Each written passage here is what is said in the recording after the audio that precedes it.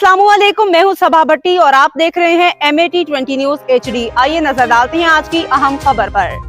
गुलाम Rasool company के deputy project manager Mohammad Irfan की गुफ्तगू।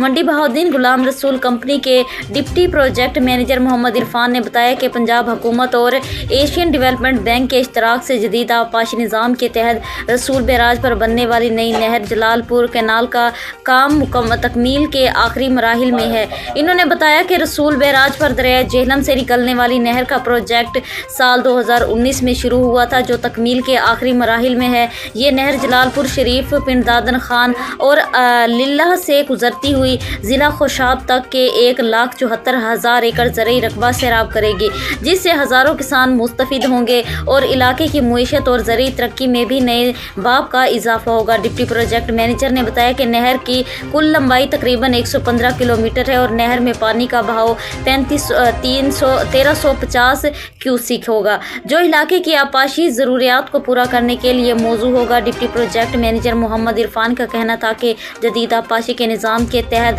पानी की मुयस्सर तकसीम और ज़रई पैदावार में नुमाया इजाफा मुतवक्के है और खित्ते की मुईशत में भी नुमाया बेहतरी आएगी।